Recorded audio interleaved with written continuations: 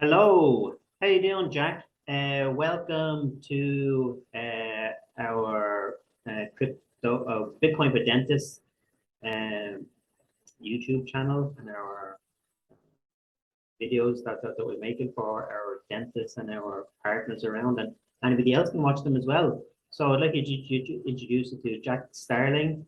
He's been involved in Bitcoin for over 6 years now.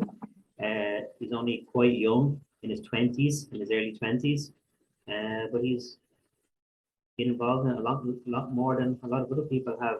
So, Jack, introduce yourself. Take it away there.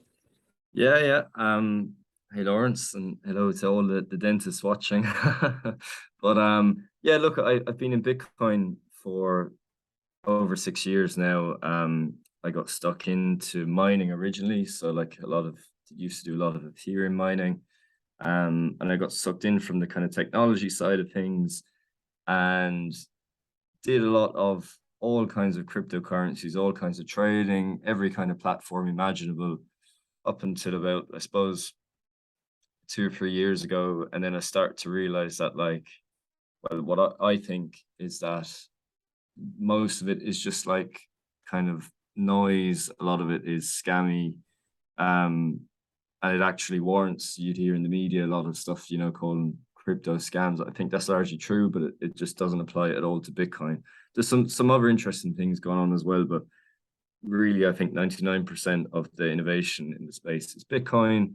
So yeah, so the past 2 or 3 years, got totally stuck into Bitcoin. Then over the past, say, 6 months or so, now building a Bitcoin business that we can talk about a bit later. But yeah, just Bitcoin is like, it's going to change the world. And it's say, like, even after the recent crash we just had, think of, like, the dot-com crash in the 2000s. That obviously wasn't the end of the internet. It was actually just the start of it. So this is kind of a similar thing, and it's going to keep happening, because when something grows so fast, it has to come back down a little bit. But yeah, not the crypto stuff, but Bitcoin is a huge innovation. It's just going to do so much for the world, and it already is doing loads. Yeah, definitely, it is. Yeah, and like as well, it's only starting. It's only 13 years old. A lot of people might think that's a long time, but in reality, it's nothing.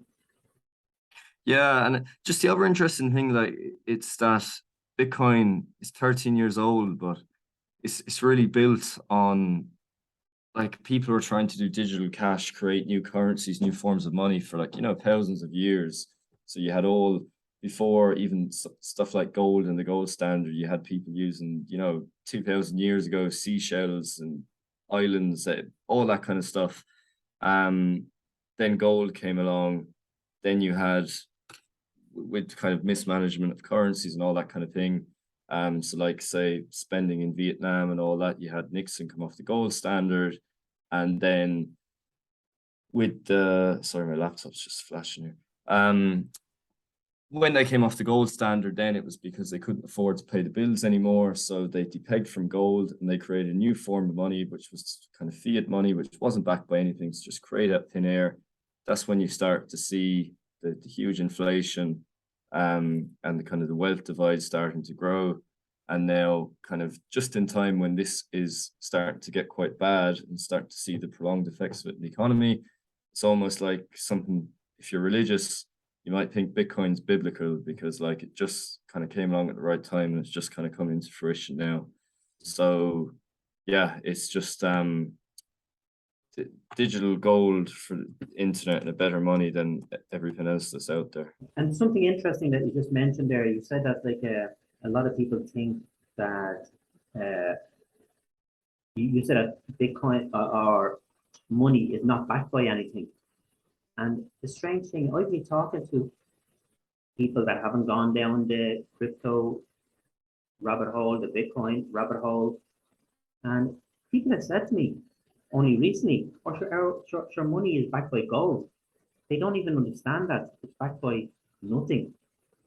There's nothing behind it. It's just created by our central banks or the Federal Reserve, and they just basically make it, print it as they need. Yeah, it should look. or if That's they want. exactly. Yeah, sorry, you cut out there for a second on my end, Mark, Lawrence. Yeah, no, exactly, and it's like when you see, like, all you have to do is look back. If you look back at the price of a house where we are in Dublin, like 20 years ago, it was still somewhat affordable to get on the property ladder. And now look, there is other drivers of it as well, obviously, like houses not being built the way they need to be built contributes to it. But like, you have, from the creation of money everywhere in the West, so and all over the Western world, and you could even say the East, but like just say the West to keep it rich. So you think of like New York, Toronto, Dublin, London, any of these places, you have the price of housing has gone up, say, 500-600% in like 20-30 years. How has that happened? And if you actually look at like the chart, the money supply, the creation of money, it tracks it perfectly. So it's like how you hear housing is an inflation hedge, and inflation, the primary driver of inflation is the creation of money out of thin air. So it's like, I suppose if you think of it this way, it's, if you're sitting on a desert island, what would you do to create value in the economy? Would you just sit down and create a money printer to build a prosperous society? Like, no, you wouldn't. You'd be trying to build products and services. And now we're trying to kind of fix our problems instead of like creating value in our economies. Like, in order to fix, like, to balance the books, at the end of the day, there's just an infinite amount of credit created from like the central banks in Europe and in, say, the Federal Reserve in America. And then this has the effect of, if you've saved $1,000, €1,000 in your bank, over time, when they create more of it, it actually dilutes what your purchasing power is. It's worth less and less with time. And then Bitcoin, the simple way Bitcoin fixes that, Bitcoin's actually better in almost every single way. But the main point is that Bitcoin, they can't create any more of it. There's 21 million. It's all that's ever going to exist. With the euro, there is infinite amounts. There's no cap on it, and there's more and more every year. So no matter what they say, in order to balance the books, ultimately they have to create more in whatever shape or form that may take at the time. But there's more and more created. And then when you compare Bitcoin and the euro, like, if you think of scarce assets, people are going to choose, once they understand Bitcoin, the rational actor, that they'll choose Bitcoin every time. And this is actually why, like, you saw 2 years ago when Bitcoin crashed in March 2020, it crashed from from the high in, say, start 2018, late 2017, it was up at around $20,000, crashed down to about $3,500-4,000 then in March 2020. Even after you hear about the recent Bitcoin crash, going from $69,000 all the way down to $17,000, that's still up like what, 400 or 500% on the previous 2 years. So, like, perspective is everything. And I suppose the reason like each and this is a case all throughout Bitcoin's 13-year history. So you have like, there's been, say, before 20, there's crashes before that going, and it all followed the same trajectory. And I suppose you could argue there's quite a lot of different reasons for it, but at the end of the day, it's because more and more people are learning why Bitcoin is valuable, what the characteristics of money and what makes a good money, I suppose, is. And they learn that they want to hold their wealth in this money that is designed to appreciate over time, as opposed to a money that depreciates over time, which is what inflation is. It's the eroding of your purchasing power. So it's going to be just like the same thing, in the same way that there's loads of people learning about Bitcoin now, like living on a Bitcoin standard, where they just think about accumulating their savings in Bitcoin as opposed to euros or dollars. It's going to be the same thing now, that all the new people coming in, and it's happening constantly every day, learn about Bitcoin, start to accumulate it a bit, see what it's all about, really start learning about it. And then 4 years from now, you could have a run up to, say, who knows what's going to happen, but you could have a run up to, say, like 200,000 euros, $200,000, and then crash back down to 60,000.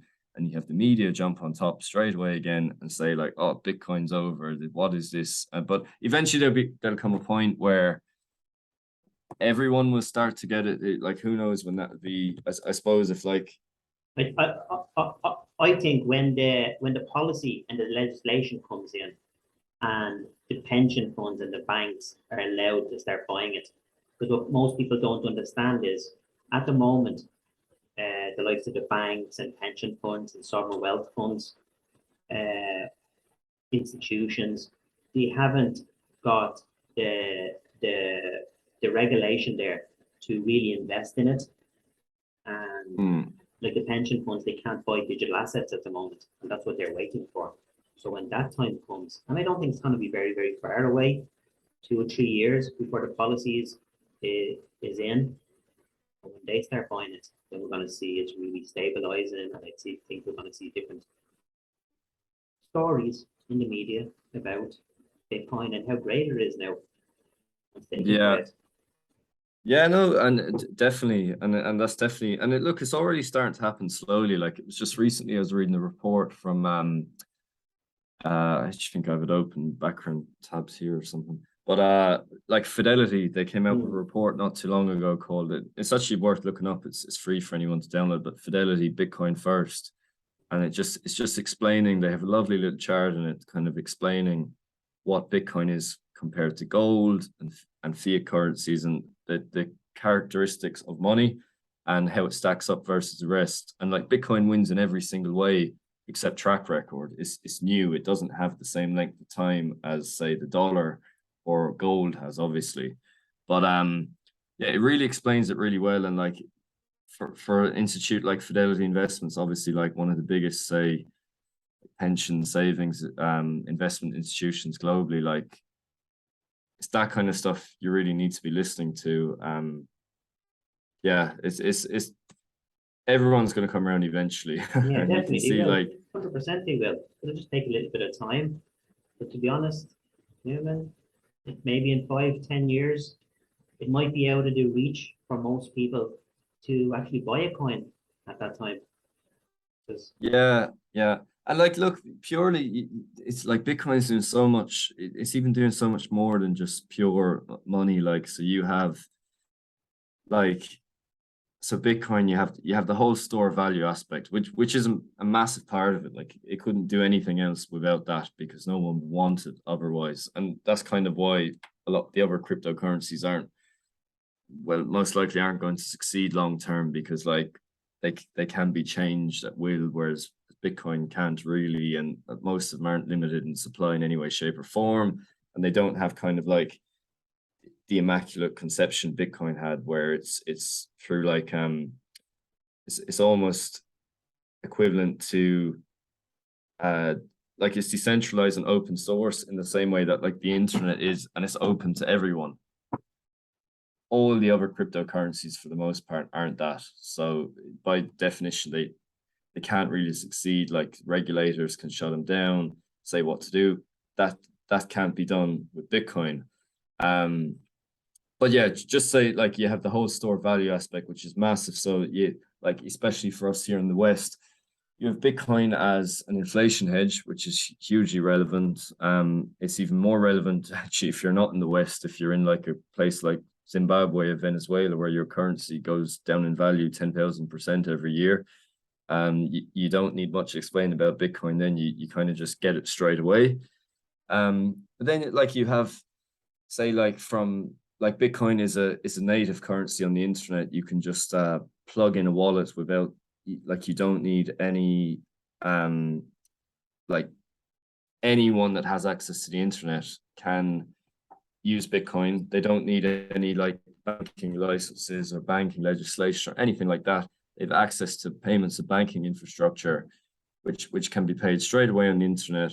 The reason it's not really being done at the moment is simply, well, especially in the West, it's been done in poorer countries, but it's not being done in the West because no one wants to spend their Bitcoin. That's the short answer. Like, why would, if you understand Bitcoin's a good store of value and it's a new asset, why would you want to spend your Bitcoin? You just simply wouldn't. So no one wants to spend it at the moment. But as it gets bigger and bigger, become less volatile, look more like a day-to-day currency, and then you start to see more of the spending kind of things that we see in El Salvador. or in like say some of these like there was in these African countries, there was an unbelievable thing that I saw on it's from I was actually talking to him a little bit. Somebody on their He's mobile phone, isn't it? Sending an SMS.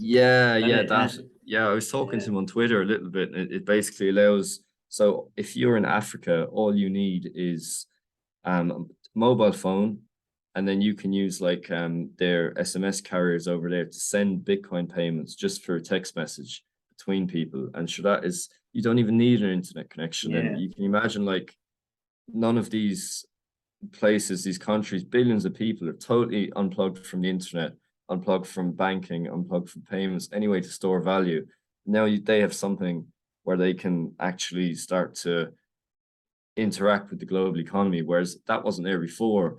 And like you could say, the store value aspect is massive, like it really is. But if it's almost like maybe not selfish, but like looking from our point of view, it's actually like, look, we have the euro, we have the dollar, we can save in them if we want. We're still losing purchasing power hugely every year, but it's nothing compared to like these places. And on top of that, in these places, they just can't do anything online because they don't have a bank account. So this just like the good it's going to do is, and it's already doing, it's just absolutely amazing. But yeah. And yeah. Going back a little bit there about the inflation rate, okay, and the devaluation of currency. Here's an example that I've seen firsthand myself. I was in Turkey a few weeks ago. The last time I was in Turkey a few years ago, for €1, I was getting 2.5 Turkish lira. This year, when I went over, €1, I was getting 18 Turkish lira. Now that is just colossal. And in some countries, it's worse than that. Some African countries, like Zimbabwe, Venezuela, all these other countries that you were talking about, it's even worse than that. So like that's inflation at like hundreds of percent. Yeah, I know, it's absolutely crazy. So like imagine you were, I don't know, a Turkish student or young family or something saving for a better life, and sure, that's just you can't buy in it. So you've lost what, 500-600% purchasing power over a few years. Yeah, it's nearly 1,000%. Like 2.5 up to about 800%. Very soon it's going to be 1,000. It's not going backwards. It's only going to go up more and more and more over time. Yeah, and like I suppose like when it goes back to like when these places start to learn just and it already is happening. Like I know people in Turkey and in Lebanon, those kind of places, when you start to learn about Bitcoin and like, because there's kind of a wonderful thing. It's like when you're in those situations and you're looking for a way out, and previously there was no way out. Now Bitcoin is basically the obvious way out. So once they see this and go to that, it's just like a no-brainer anymore. They'll just go to it and go. So you're going to see like a lot, and this is what happened with El Salvador. You're going to see a lot of these, and like the Central African Republic, although that's early days still, but you're going to see a lot of the third world countries, and maybe like second world, lead on this stuff for like day-to-day use and say adoption as legal tender earlier, because they just don't really have a choice. And like, look, a lot of the governments won't really want to do it because it'll constrain their power, what they can and can't do. Like they'll have to balance the books the same way a family has to balance, because you can't just create Bitcoin out of thin air. They won't want to do that, like as in balance the books, but they'll just be forced to. So it kind of brings it kind of brings a realism back to society and how things operate. And like, if the money's not there, it's just not there, and it's obvious for everyone to see. So like it's this has been lacking a long time. I can see as well, if some of these, as we say, third world countries and even second world countries start taking on the Bitcoin standard before European countries, I can see them getting very, very strong, and being on par very quickly with first world countries like the European countries. because even from this year, the report came out about El Salvador's GDP, and while all other countries in the world, their GDP was in single digits, El Salvador was the only country in the world that the GDP was in double digits. Yeah, no, totally, That only took 1 year. Yeah, yeah. Oh, that should totally, like, you're gonna see. I think it'll end up being like the countries that do this first will kind of look like, Hong Kong and Singapore have done for like the past. They've been, huge business hubs for the past whatever amount of time. But 50 years ago, they weren't anything at all. They're just little islands with nothing there. Yeah, definitely. Yeah. Yeah, no, definitely. Yeah, definitely. So regarding Bitcoin and what you can see being built on it in the future. Now we can just say, like, take an example like the internet is here, and then companies came on internet, Google, Facebook, Zoom, all these companies. So there's going to be different layers, basically, isn't there, of different companies and different stage companies that come on. So we have Bitcoin at the moment, and I know the Lightning Network is growing every week, every month. It's getting stronger and stronger. Can you explain a little bit about the Lightning Network and different things like that, the different innovations that are going to come along with Bitcoin? Because I think a lot of people just still think Bitcoin is like as a currency, but there's so much more towards Bitcoin. And unless people really start learning about it and understanding it, they don't really know. Sure, they don't. Yeah. So, well, look, I suppose to start, yeah, Bitcoin is a currency, but like you have the different layers of say Bitcoin. Yeah, so like I suppose, well, the easy way of thinking about it is, look, Bitcoin is its own native currency. You can, with Bitcoin, there's Bitcoin the asset, which is the currency, and then you have Bitcoin the network, which is kind of like the payments and banking infrastructure. So if you think of like your bank account, having to trust the bank with your money, all that, hoping they look after it for you. Bitcoin basically, I lose you, Lawrence, you there? No, I'm still here, yeah. Still have you? Yeah. Yeah. So like if you think of like everything your app does, so your mobile banking app for sending and receiving money and custodying your euros, holding your euros, Bitcoin takes all that in natively for, let's say, the network. The network does that function. So you have the asset to send around, the Bitcoin, and then I can send you Bitcoin, you can send me Bitcoin. There's no third parties involved. It's going straight to you when you have it. All the Bitcoin miners around the world are agreeing that that's there, and you don't have to worry about banks or anything. So like there's basically removes counterparty risk from the system totally. So like stuff like, say, an economic collapse of 2008, where you had banks falling one after another and having to get bailed out, that just doesn't really affect Bitcoin. Once you hold the Bitcoin yourself, sure, the value of it may fluctuate a bit in times of turmoil or whatever. It can't be took from you or robbed or anything like that.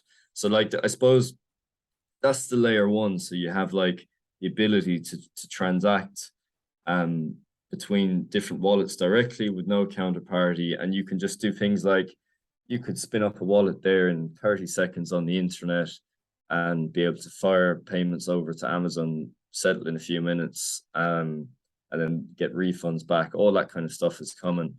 But yes, so that's the layer one. Now, you might hear, if you're involved in the whole crypto space over the past few years, there was concern over Bitcoin scaling and like what could be built using blockchain technology around it.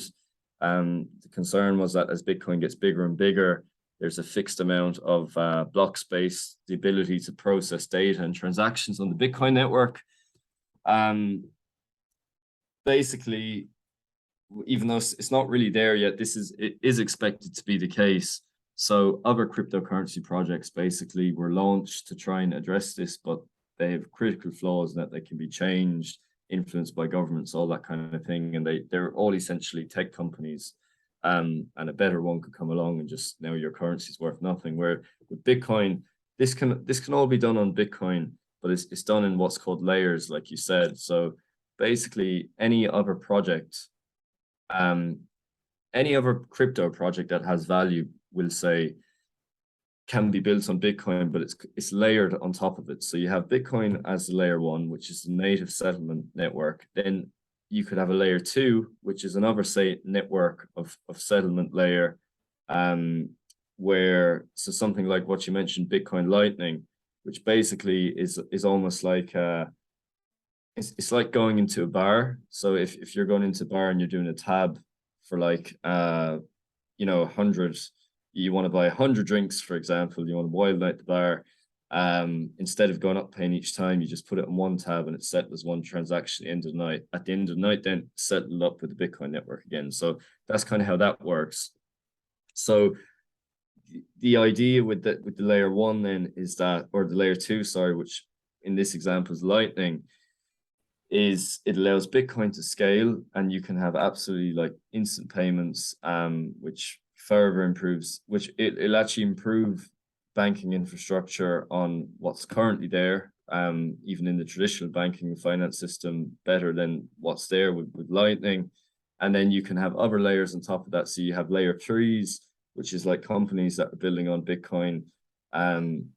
So like Bitcoin, so for example, like Coinbase, they're technically what's called a layer three, because they're providing other financial products around Bitcoin and cryptocurrency, kind of on top of all that again. So yeah, look, I suppose with the layers are there. So if you see any cryptocurrency project that's not Bitcoin, usually the idea is that it's basically kind of a pump and dump company, to, whether they know it or not, to create something that technically couldn't be done on Bitcoin originally. Now it can be done on layers, and without, in most cases, an associated token. So it just provides, in the same way that the internet just provides value without having a token associated with it, you'll be able to do what the other blockchain projects can do on Bitcoin layers without having a token associated with it. And look, I know I kind of bit of a ramble there, but the token's primary purpose in any project that's not Bitcoin is to make the founders rich. So yes, so basically, if there is good ideas there, and you're hearing about different cryptocurrencies that have these ideas that technically can't be done on Bitcoin, well, the answer is that they almost certainly can be done on Bitcoin now, just in the form of layers. And the reason they don't want you to really know this is because that will mean their business model for making a ton of money from pumping and dumping and tokens gone. And they may not realize this, but this is just what happens. There's 20,000 cryptocurrencies. Bitcoin has outperformed virtually every single one over 4 or 5 years, and then they just go to zero after. So, and that's where you let's go back to that point as well. And what people don't understand is Bitcoin was the first one, but now there's 20,000 probably plus other companies that are trying to model or trying to do something similar to Bitcoin. So like that's a huge amount, isn't it? In such a short time. And the amount of companies and that are coming out with not the same idea, but trying to model the same idea as it. Yeah, totally. And look, there is definitely interesting things happening on some of the other projects. Like now it's just, again, that a lot of them are probably destined to fail based on that there's 20,000 others, and they all go down against Bitcoin towards zero over time. But there's a lot of flawed stuff, a lot of stuff around pump and dumps. What it's saying, like, as in 99% of it's all that. But like, say, stuff like you'd hear of stable coins like Tether or USDC. Yeah, stuff like that definitely does have a lot of value, and there is a use for that kind of thing for, well, in a number of ways, until Bitcoin becomes the stable currency. So like, what will eventually happen is, as Bitcoin keeps growing every year, it'll get less volatile with time, and it'll reach a more stable value then. So if you think of, like, there's only, as more euros and dollars are put into Bitcoin, so when people like myself think They don't want to save into euros and dollars anymore, and they just put all their euros and dollars into Bitcoin. Eventually, Bitcoin's going to swallow up the value that we would otherwise be saving in the fiat currencies. When it does this, we're not doing like trading or anything. We're just saying Bitcoin's a better currency, saving in it. It starts to become more, and that's what operating on the Bitcoin standard is. Bitcoin starts to become more stable, and then eventually it's not volatile. It fulfills the medium of exchange and unit of account, which is the last two parts of money it needs to do. But store value comes first. In the meantime, you have things like, again, what I mentioned, USDT or USDC, which are stable coins, and they essentially function. All they are really, they're like Bitcoin. They operate in a similar way, not the same way, in a similar way. Like, they are centralized. They can be stopped by governments if they want to. But they operate in a similar way to Bitcoin in that they're shot around using a digital ledger technology in a similar way that Bitcoin is. And they act as a kind of a one-to-one peg to the currency, so to the euro or to the dollar, and allow you to kind of transact that value without any banking infrastructure around it. So, like, for example, if you're like in El Salvador, for example, around the remittance is a lot of people are sending using stable coins to send back to loved ones at home and stuff like that. El Salvador, they use the US dollar. So, like, even if you don't really get Bitcoin or you don't understand it there yet, you will immediately understand the value of sending US dollars from America to El Salvador, because it's extremely difficult to transact if you're someone from El Salvador from the US to El Salvador. And if you do, you get fleeced by Western Union for 10 or 15% of your money, something like that. So, like, there is huge value and stuff like that. And that is all coming to Bitcoin now as well. And it's also much like, US dollar, like, you say stable coins, they don't close on the weekends like banks do, or in the evenings. They can be sent anytime, like that kind of stuff. But again, that will have value as long as the dollar has value. Or so it doesn't solve the problem that if the Federal Reserve is printing trillions of dollars, or creating trillions of dollars worth of credit and stimulus every year, and the value of the dollar is going down. It doesn't solve it all for that, but it allows a way to transact dollars, say on crypto payment rails per se.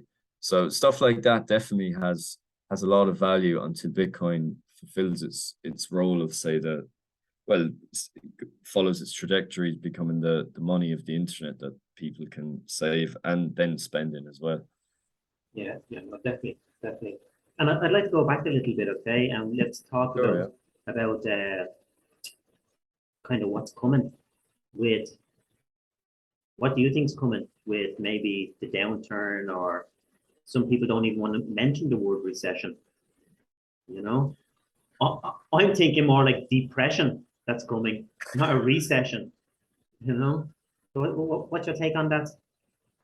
Well, look, I suppose, like we touched on just before the call there, like, say, Robert Kiyosaki, like the guy that wrote Rich Dad Poor Dad, this great book, and like some like famous investor, Ray Dalio, who think that, like, there's a lot of people like that think there could be something very bad down the road. And look, you kind of see that, like, most of the companies in America now, that, like, a lot of them are zombie companies that don't really make any money anymore. You have, like, it's all stuff like that. Society, like, largely non-functioning. So in a lot of ways, like, you have a lot of tech companies as well. I've been seeing recently that are concerned about the amount of employees that they have.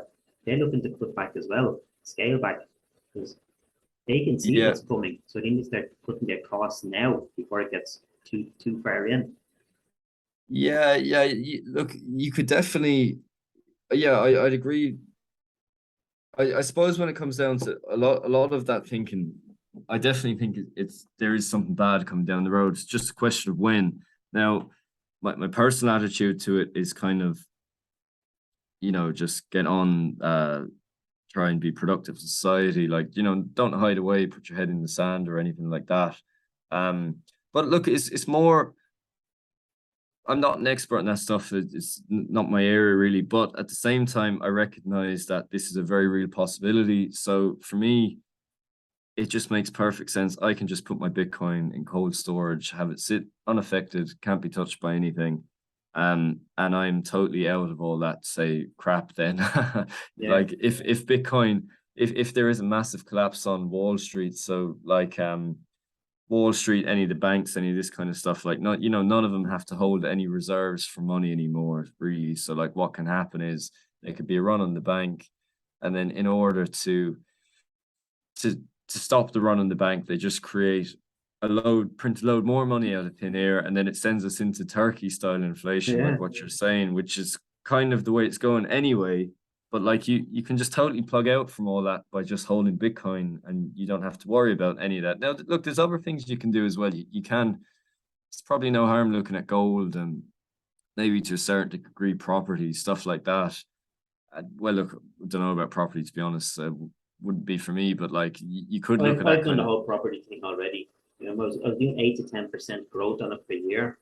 It doesn't make sense to me anymore.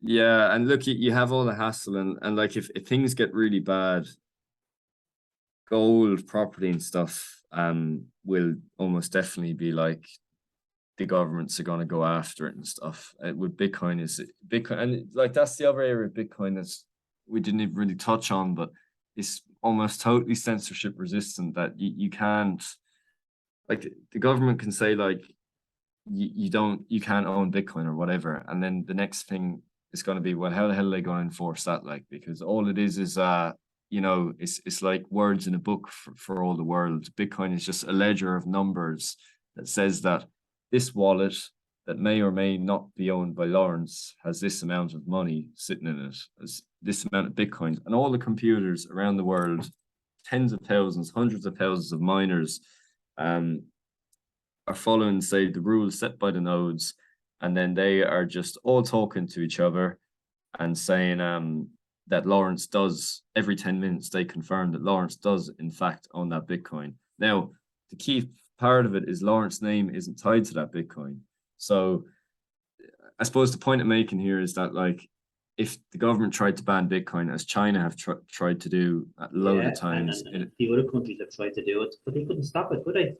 yeah, it's totally ineffective. So like it's kind of like and all you have to do at the end. So say like you've a Bitcoin wallet, a hardware wallet, which means it can be stored off the internet, and you put it in cold storage, or you can even get more. It doesn't even have to be a hardware wallet; it could be on paper for all the world. Once you know the 12 words, what the 12 words are, so you could write in a little diary 12 random words somewhere.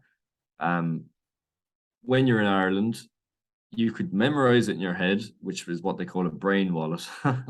Memorize it in your head, take off to the middle of Africa somewhere, and then you open up the internet and you put those 12 words into some Bitcoin wallet, which is thousands of them on the internet. All your money's restored immediately.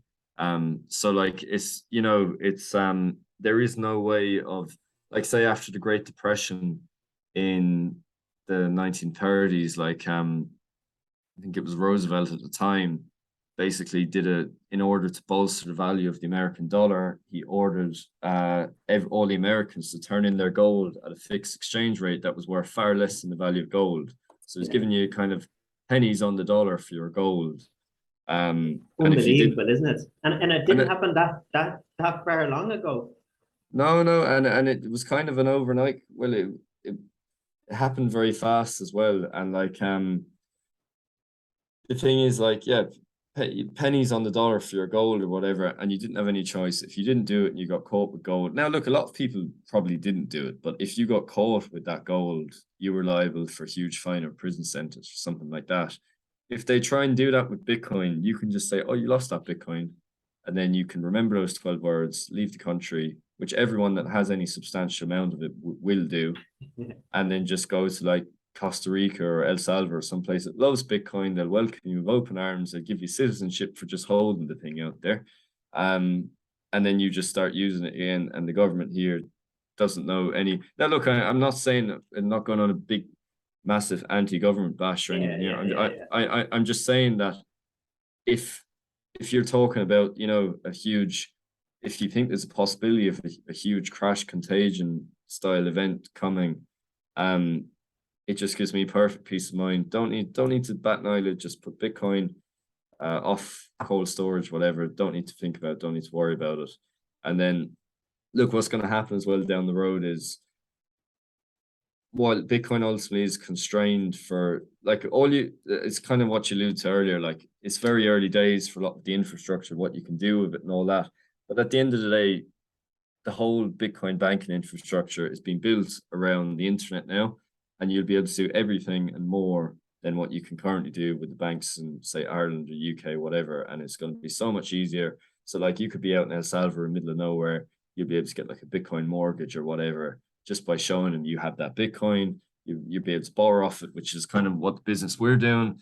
And then like, yeah, there'll be million and one different things.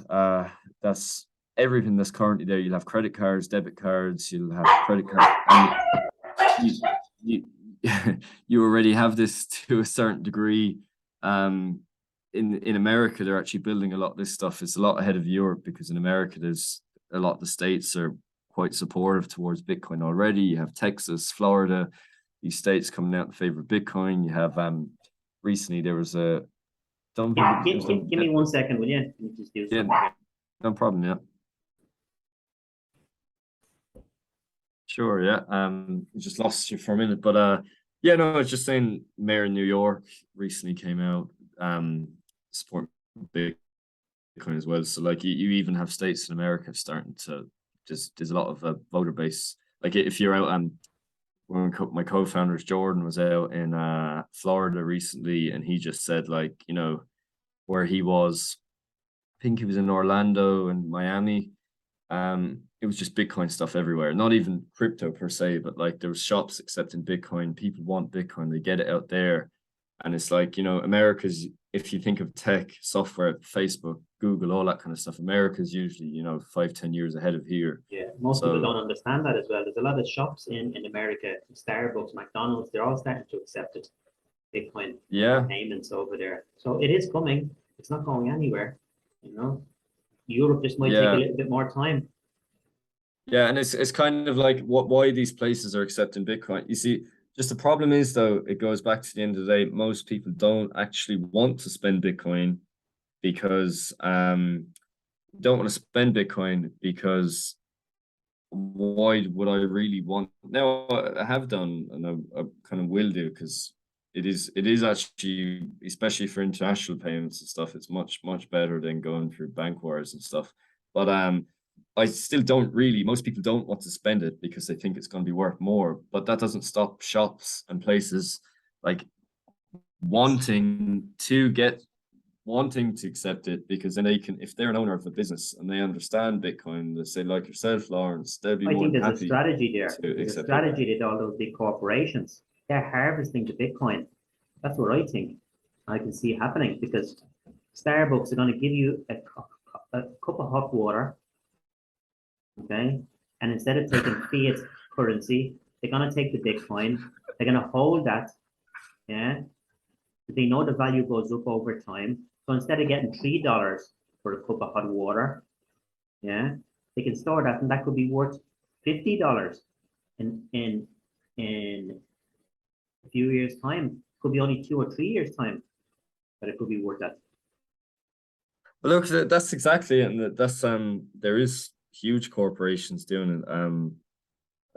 Like one of my businesses, we've even done it a little bit to a certain degree, but like say out in the US, you could do this, not you could do it. This corporations do, like you have MicroStrategy, they're a huge publicly traded company in the US worth billions of dollars. They hold about $4 or $5 billion worth. Now it's fluctuated a bit lately, but I'm not quite sure the value is a couple hundred. That, but it was up to $7.5 billion at one stage.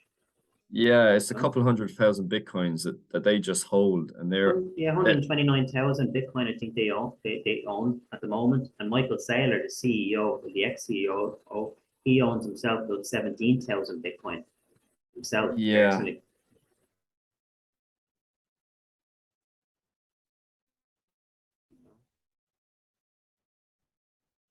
Hey there. Hello. I got you back again. You moved. Yeah. No, I have it. Yeah. Okay. Yeah, as I was saying, like we were talking about MicroStrategy. Yeah. No. I think they own 129,000 Bitcoin, and Michael Saylor himself owns about 17,000 coins himself. You know, so I think there's a real strategy there with the corporations that they see that there's a scarcity in this. They see the value in it. You know, especially the likes of maybe uh, the companies that are accepting it, the corporation. I think they're just gonna store it. Yeah, no, 100%. And look, it's totally clear if they like what they're doing. So that company, Micro. So there's other companies that own it as well, like Tesla own it, Square, like the say Jack Dorsey, he's the founder of Twitter. Like he owns Square. It's called Block now, actually, after Bitcoin, more or less. They own a ton of companies, like Cash App in America and stuff. They hold a ton of Bitcoin. But like you say with MicroStrategy, it makes perfect sense what he's doing because they're a big like say BI company, so business intelligence tool that you kind of plug into websites, and you get all kinds of analytical data for like big software companies and stuff. And they've basically decided that their market is kind of saturated. They kind of own the market, and their niche of the market. They can't really expand anymore. Now they have a business that's throwing off good cash flow every year. They can't afford. Well, no, they've basically made the decision that it doesn't really make sense to reinvest that money back in the business because they can't really get any more growth out of the business. It's public, huge billion-dollar, multi-billion-dollar company. They've kind of got their market and they're happy with it now. So what they're doing is the whatever the 20, 30, 10, 20, 30% profit they're making every year, they're just firing it into Bitcoin because they see the opportunity here. Obviously, they understand the value. The board directors, everyone in the company understands it, and they've done it to such a degree, and that they've been so successful with it over the past couple of years that they actively raise money. So they sell corporate bonds now to buy Bitcoin. So so Bitcoin has like a mean appreciation every year, even with the recent downturn of about, if you average it out over the course of its lifetime, it comes out like 50, 60, 70% mean annual appreciation per year. They're borrowing at like 3% because they're a public company and they're buying hundreds of millions of dollars worth of Bitcoin with it. So they've basically made the call that Bitcoin's mean appreciation is going to go up more than 3% a year when it's been currently going 50, 60, 70%. So as long as it over a long period of time goes up more than 3%, they make a ton of money basically. So look, yeah, they've done the maths on it. They've done the maths on it basically, haven't they? And a lot about it is maths. You know, we can see it going up in value. So why wouldn't they borrow? I think they borrowed nearly 2.2 billion in total at a certain time. I think they're raising more now. You know, but that 2.2 billion, they turned it up. They at the very peak, it was worth like 7.5 billion. Now it has dropped, but they're still up, and they're still buying more. They bought more last month. Yeah, they bought more in June or July again, and they're raising another 500 million at the moment to buy more. Yeah, look, and look, Bitcoin, it all comes down to the characteristics of money. Bitcoin is better money than what's out there. Simple maths, it's very simple concept when you come down to it. It's just there's 21 million Bitcoins. All the computers around the world are agreeing every 10 minutes, hundreds of thousands of computers, who owns what, and they just do that forever. That's what it comes down to. And because there's a fixed amount of Bitcoin, it's kind of like the human rational actor. Like when it comes down to money, at the end of the day, people look at the euro, they understand inflation.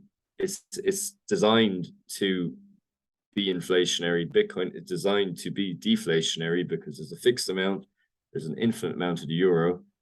when people understand this, they look at Bitcoin and they go, this makes more sense. I actually understand it. All the crazy up and down swings are people trying to trade it, and people who don't understand it, they're thinking it's like a tech stock or something. Because and you see, this is a big deal. A lot of people in software and technology and stuff don't really understand Bitcoin, because like Bitcoin is much more than just software. Like you have to have a very good understanding of economics. You have to have a very good understanding of game theory, which is kind of how things play out. So it's literally what I just said there is a part of game theory. When you look at the euro and then you look at Bitcoin, it's like, what am I better in? This is limited, that's infinite. So they keep creating more of it. They're basically change the rules as you go along. With that, Bitcoin, the rules can't be changed. So you have game theory, you have you have to have good understand technology, but there's software, there's history, monetary history, there's a ton of different things there.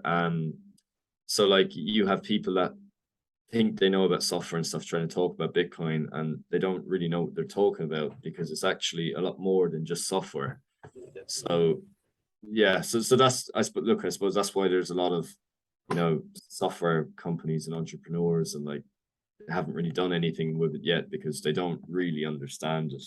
But a lot of them are starting to come around, like mentioned Jack Dorsey, the Twitter guy and stuff. He's gone totally into Bitcoin now. And I'd like to touch for a few seconds on that point there as well about money. We've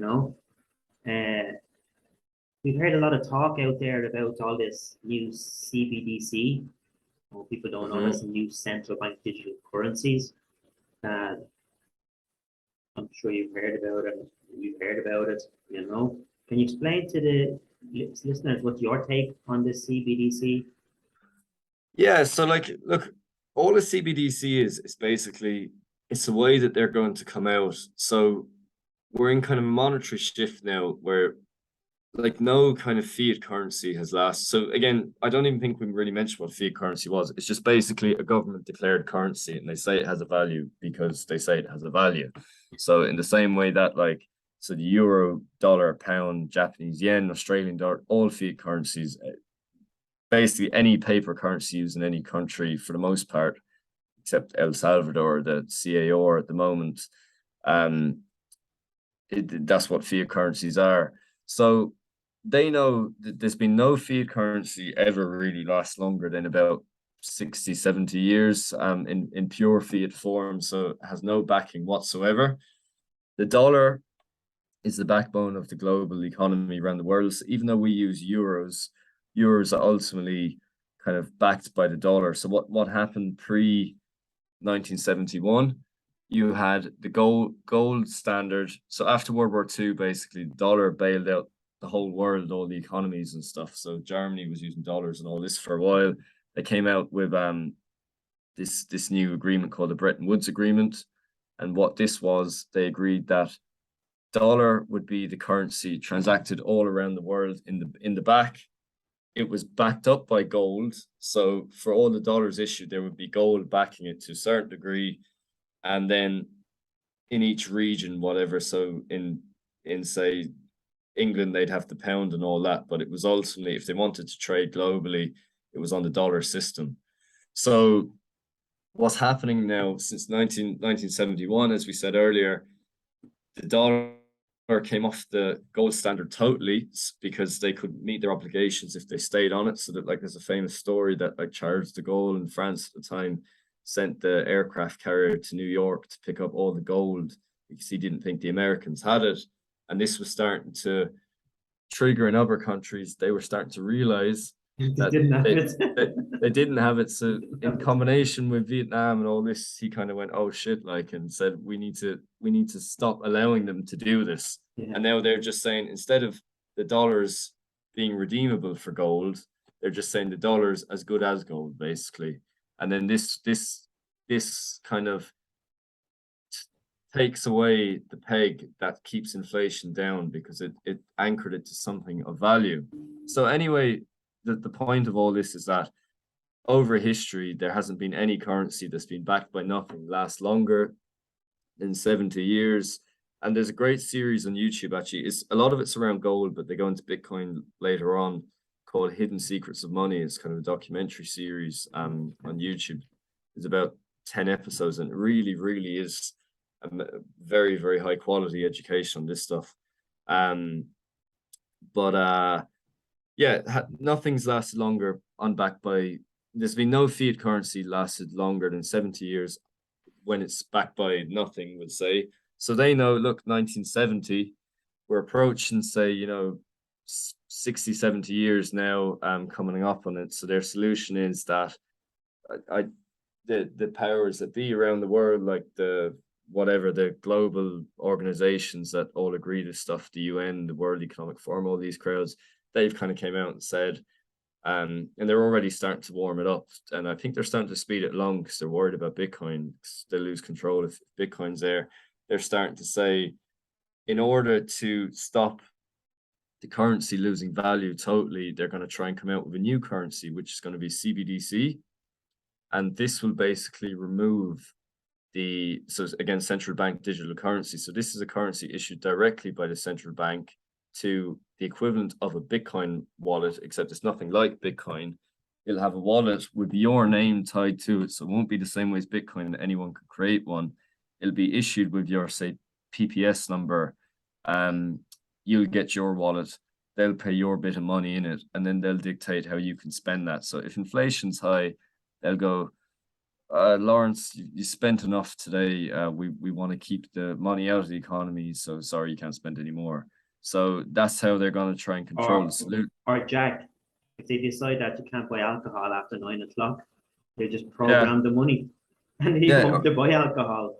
Or they or in this big green thing that they're coming along with about everything's bad, even the cows now that we have, and the grass on the ground, and every trees that be telling us are bad next. They'll be saying to us, okay, Jack, I think you drove enough this week, so you can't buy any more petrol. Exactly. And it's programmable money.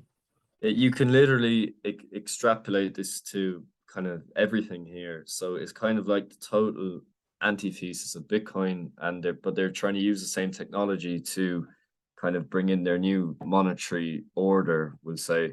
But like you could say they could do it with anything, and it's kind of, this is already in place in China in a lot of parts. It's a social credit system. They say, look, we want you to buy this meat. We don't want you to buy meat or whatever. We want you to buy, some kind of soy factory mix thing to eat this instead. It's better for the environment.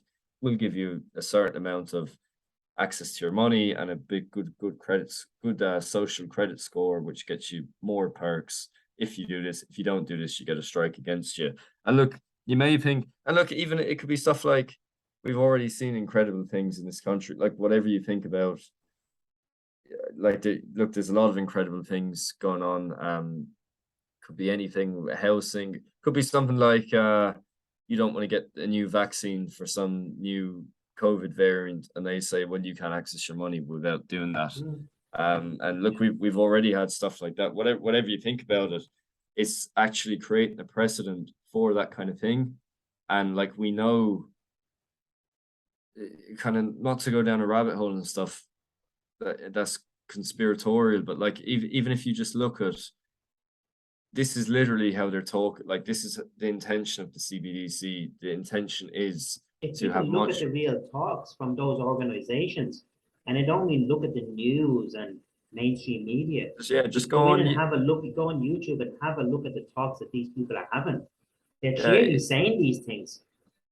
Yeah, no, exactly. And there's like if you just type into YouTube, see central bank digital currencies or whatever, like, I don't know, YouTube could be manipulating the results a bit on it now, but they're maybe if you put into Google, you'll see it's all coming, and the reason it's coming is to control the spend of money and try to rein inflation in with, like, say, incentives.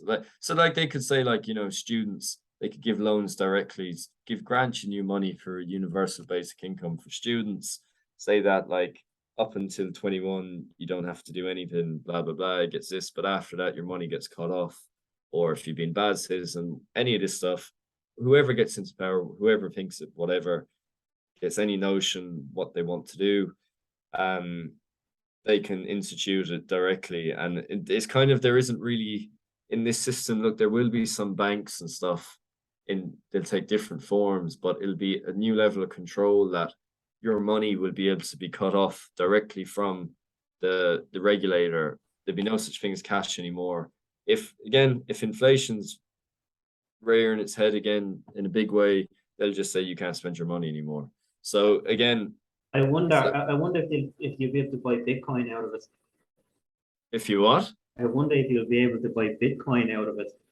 Well, I think I think you see, but this is part of the reason I don't think it's really going to work, because once people, and I was actually had this conversation with someone earlier, once people kind of realize, like, it doesn't solve the problem really. Like, they still will have an unlimited amount of CBDCs in existence. Like, it's still a fiat currency. It has a lot of the same problems the euro and dollar has. It's just they're trying to kind of institute China-style control onto the economy. A lot of people are against that, and a lot of people will have kind of an immediate allergic reaction when they realize that there'll be controls put on their money, like directly of what you can and can't do. No matter how it's kind of dressed up, I don't think you can really evade that fact. And the fact of the matter is that Bitcoin is here and has been here long before that will come out. So even if it takes 2 or 3 years for that to come along, or maybe even a little longer, Bitcoin's going to be very well established. A lot of people are going to understand it, and they're going to go, hold on a minute, I actually want something that I know it's the same rules for everyone, and I know I have total control, sovereignty over my own money, same rules for everyone, and they can't create any more of it. None of those things are true for CBDC. So it's kind of the idea, as long as we remain in a free and open internet, kind of a free society, we allow people to spread ideas, and governments aren't, because at the end of the day, the best thing the governments of the world could do would be to just lay down and let Bitcoin take over, and then it would be like kind of free internet, free access to totally ungated access to payments, banking, ability to save everywhere in the world, global internet, interconnected economy, and you have a money then that respects the value of the time it took to work for it.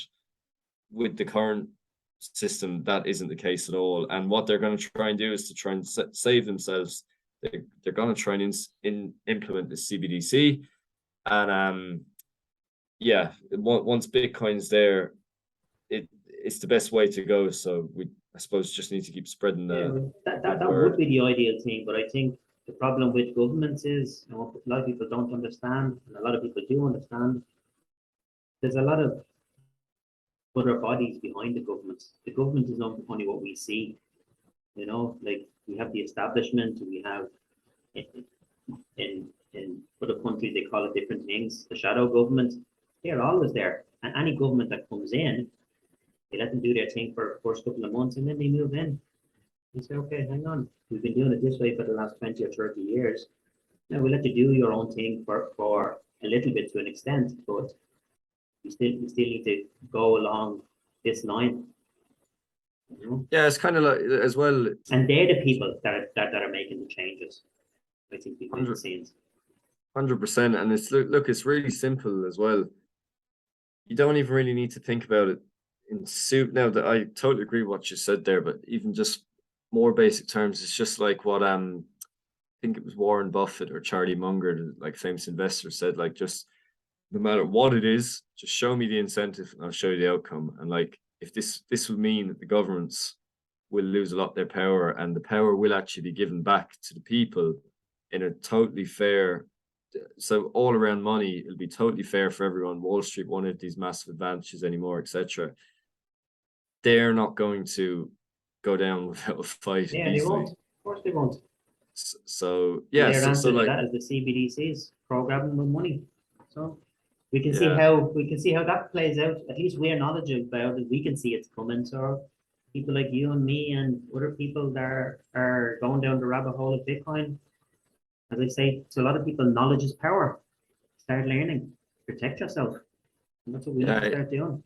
Exactly. And look, I think that this comes kind of the game theory aspect of Bitcoin. Again, you have countries like, again, like El Salvador started. I expect like this time next year, there'll be a few more countries as well. But if they have a strong, so if they're using something like Bitcoin, and everyone there eventually does start using it, that's going to just, people aren't, it's the same way at the moment. The US dollar is the predominant currency around the world. America gets a huge amount of value and resource from having their currency be the currency globally. If the currency is becoming worthless and they're trying to do CBDCs and all these controls, people aren't going to want to deal in that anymore. So all of that wealth that would otherwise be going to a place like America will start to go to Latin America or wherever Bitcoin goes to. So it's kind of like the idea that even if the governments get together, like say El Salvador has been screwed by America for 50 years or something with regards like all kinds of currency controls and sanctions and this kind of thing. They're not going to play ball with America anymore. So they're going to use Bitcoin. There's a lot of other currencies like countries like that. And then eventually it'll probably get to a stage that if they try and bring in the CBDCs and it is somewhat successful in America, they're just going to leach value to these countries that are implementing, like, say, this free market money that's good for the world in exactly the same way that the Soviet Union largely fell apart due to they were trying to do all this mad stuff while America, like, it was like my uncle had a girlfriend that used to live kind of behind the Iron Curtain or whatever. And when they came out of it, they couldn't even believe what a cinema was in, like, the 1990s. They had no idea what this, never seen anything like it, just going over on holiday across where the Berlin Wall was in Germany and seeing all this.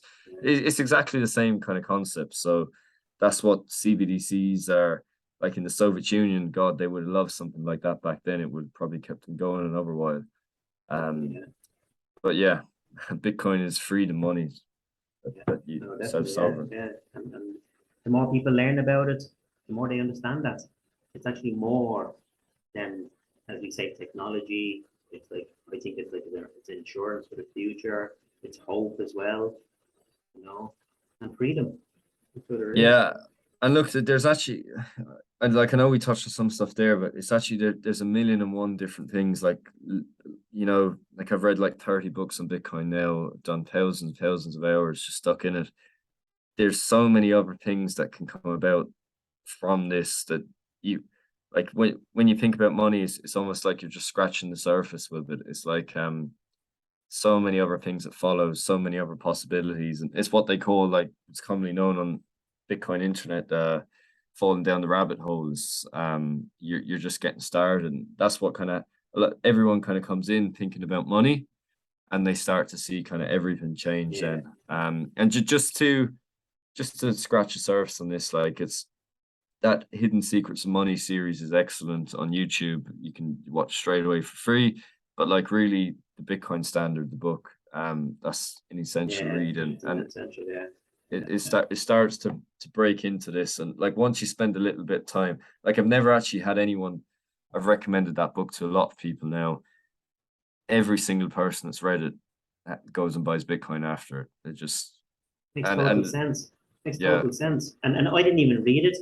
What I done was I got the audio and I listened to it when I'm driving, and that's what I've been doing lately. And I'm going through so much content now, but just through the audios, and then I have them there. We were talking about that Rich Dad Poor Dad book earlier on. Yeah. And I've listened to that 3 times now, and every time I listen to it again, I just get another little golden nugget, Yeah, totally. Audios are good as well. People, because a lot of people out there that and like me as well. I start the book, I get a book, and I never finish the whole thing. But the audios are great. There's just some little hack for people if they want to try. You get the audios. You can speed it up as well. You can speed them up as well. Do it half the time. Happy days. After you've listened to that a little bit, it's kind of, because I've done that as well, or I do that, but you could be on like 2x speed, and then you have to go back to listen to people talk normally. It's like, oh God, this feels slow. Yeah. Something, So Jack, tell us a bit about yourself, about your little project that you're doing there as well. Yeah, so there's a few of us in it. So Verify 21 is the name of the company. So we're kind of alluding to earlier, like kind of if you talk about layer threes, which are kind of companies building around Bitcoin financial infrastructure, around Bitcoin, we're basically that. So what we're allowing you to do is you'll be able to come to Verify 21 and borrow off your Bitcoin to get access to like stable coins and cash. So you could put in, say, 1 Bitcoin. If your Bitcoin, so Bitcoin at the moment is worth about 20,000 euros. You put in 1 Bitcoin, and then you can get a loan at 50% loan to value. You can borrow 10 grand off the Bitcoin. So instead of having to sell the Bitcoin to get cash, you can actually get finance off your Bitcoin. And you give us that Bitcoin, you pay the interest on the loan every year, just the interest. So if it's like 10, 12% interest, you pay that interest, you don't pay down the principal, and then you can just roll over the loan every year. So you put in your Bitcoin, we'll give you, say, 10 grand of a loan. You can use that to buy a car, do whatever you want with it. The other nice thing about this is you don't trigger a taxable event. So if you needed money for something, but you really, and this is attractive to Bitcoiners because like I've done it myself, you don't want to sell your Bitcoin if you think it's going to be worth more at the end of the day. And again, not triggering the taxable event's nice as well. So if I need cash for something, like really need cash, don't want to sell Bitcoin, take a small amount of Bitcoin holdings, put it in here. You can borrow off it, and then you can, buy a car or put a deposit in the house or whatever you need to do with it. But yeah, it's a really nifty way. And I suppose like this is, if it's quite similar to leveraging say a house. Like it's very new because Bitcoin is obviously very new. Well, it's somewhat new still. But if you think of like, say, mortgages, like you're securing a loan with your house or whatever,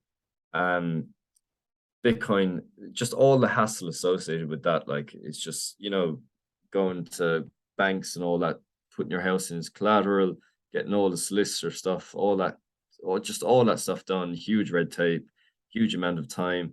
With us, you can just deposit your Bitcoin in with us, we'll look after it, you'll get it back at the end of the loan, and then and any increased value on the Bitcoin. So if the Bitcoin goes up over time, you'll get your Bitcoin back at the increased value once you've paid off the loan, paid off the interest on the loan.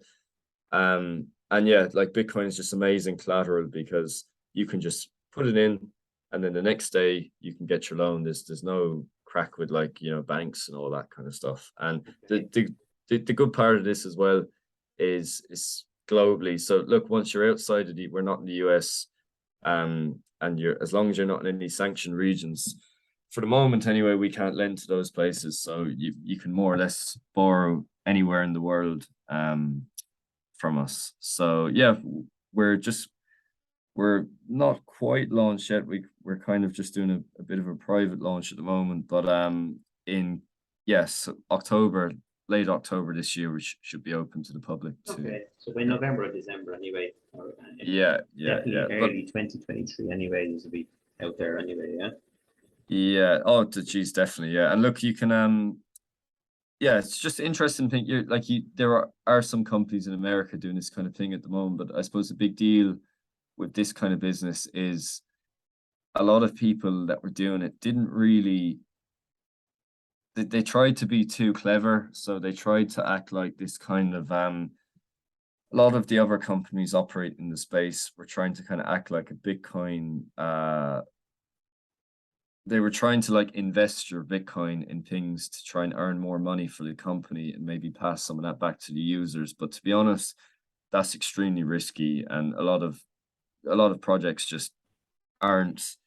A lot of the stuff that was invested in with some of these companies went bad because, as I said, a lot of crypto is nonsense, and it's very risky, even if it can be somewhat attractive yields compared to Bitcoin sometimes.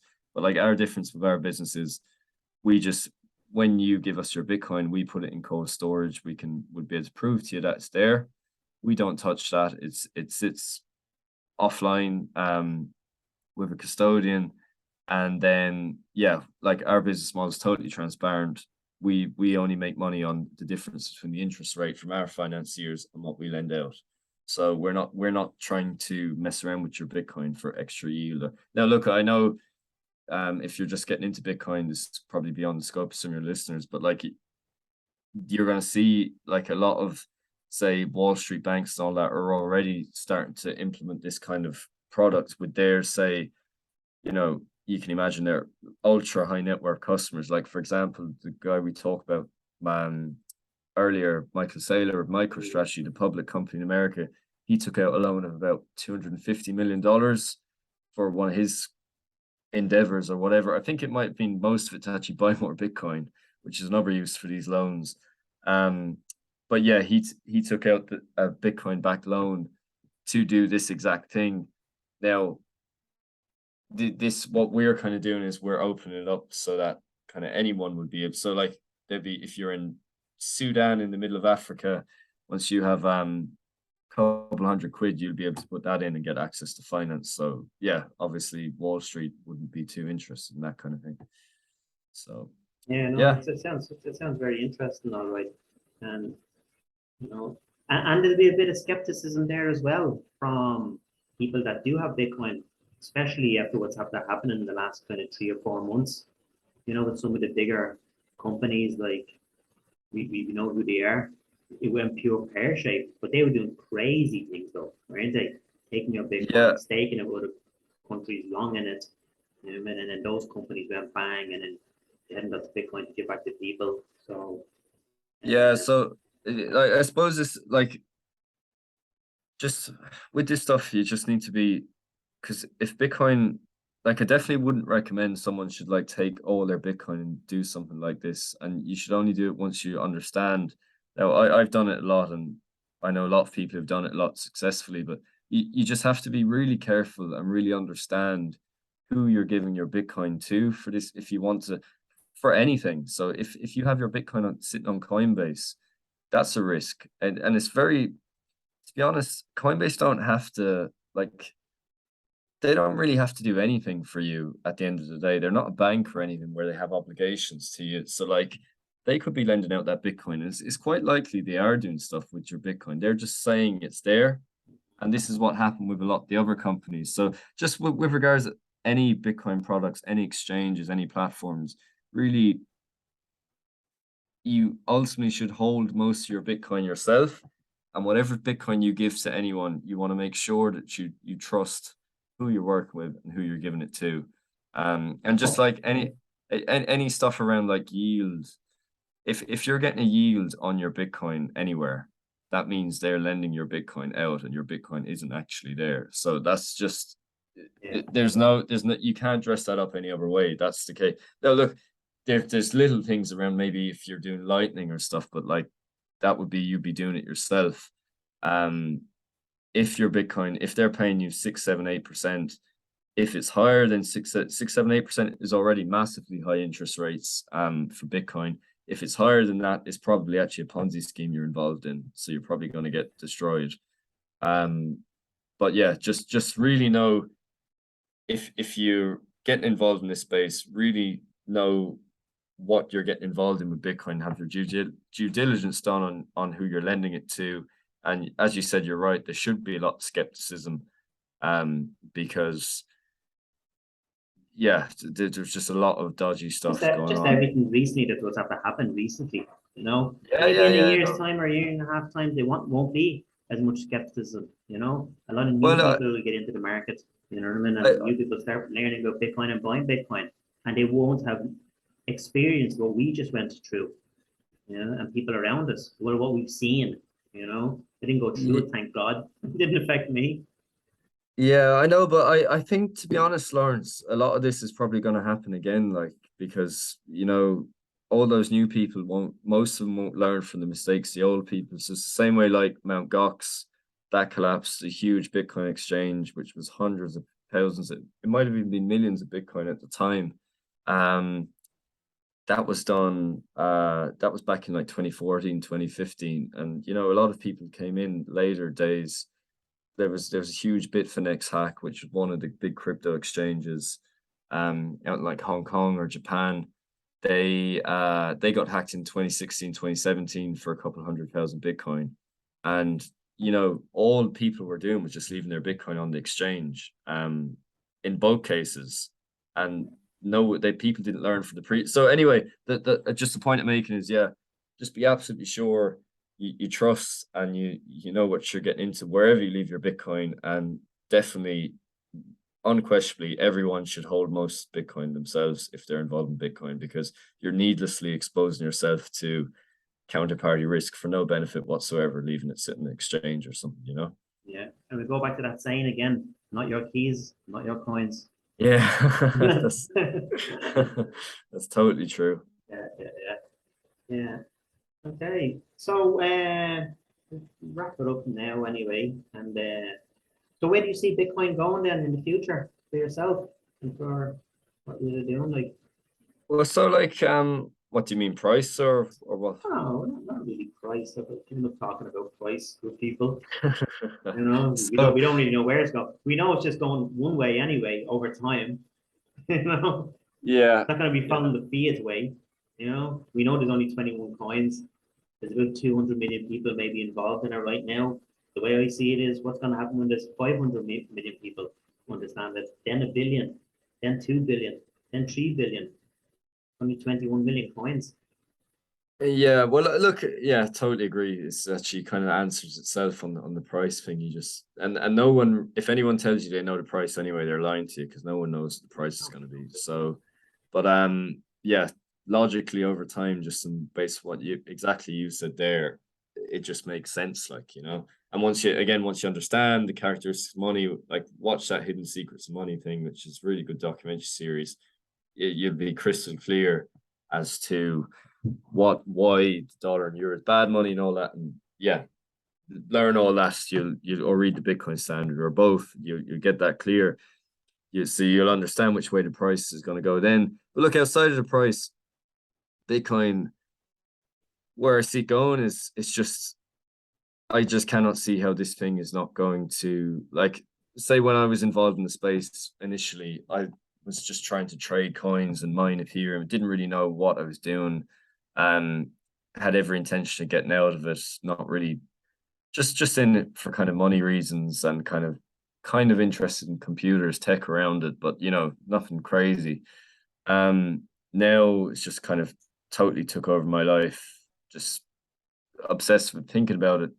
I don't know about you, Lawrence, but I literally think about this like all the time, nonstop. And it's not to do with money; it's just to do with how Bitcoin is just going to change everything. How it's like, how can this not? It's just revolutionized the entire internet, just totally the financial system. Like, if you think of like the massive financial sectors we have in like, you know, London, Dublin, New York, Wall Street, all these places, there's basically no reason for any of that anymore with Bitcoin. And it literally takes the power of finance and puts it back into people's hands. And look, I know that sounds kind of cliche, but like, it it's perfect incentives aligned, so that all that needs to be done for this to be happening is just people basically need to understand there's only 21 million Bitcoins and it's better money. When you buy into it, you're voting for that system, for a better world, a fairer world, freer world, and a world that has like a money that doesn't erode its value over time, so that you can, instead of having to go to a financial advisor or pension manager to try and get you 10-15% a year in the stock market, all you have to do, you just have to say Bitcoin, and it just appreciates over time. It doesn't go down in value because they're not printed away. So all those sectors are just gone. And like all the manipulation around, just, oh, there's so much. But like, if you think of like a lot of the BS with governments, all that kind of stuff, a lot of it's not really possible because it kind of, you know, pulls the funding, and just Take away everything's from all going to that. Yeah, change. changes everything. Changes everything. On me personally, I can see it like what the internet was maybe 30 years ago. Yeah, and You know? look, it's exactly like no one back then understood what the internet was going to. Well, very few, except the people that were totally stuck. Like everyone's seen the pictures of Jeff Bezos in the 90s, Amazon selling books on the internet. Everyone thought he was cracked at the time, like, and then slowly he started to look at what Amazon is now. But like Bitcoin is just going to do so much more than that for so many people. Yeah, it's basically taken the entire financial services industry, which is probably the biggest industry in the world. It's the industry that creates money out of thin air and gives it to the rich, makes the poor poorer. That is just all going to be wrapped into Bitcoin, and the benefits that are going to come from it is just totally immeasurable. Yeah, definitely. So we catch you again sometime soon. Yeah. Yeah, yeah. And So we'll wrap it up there, I think. Yeah. yeah, okay. So look, good chat, Lawrence, and yeah, sure. I'll probably speak to you offline or something over next week or two. We'll talk soon.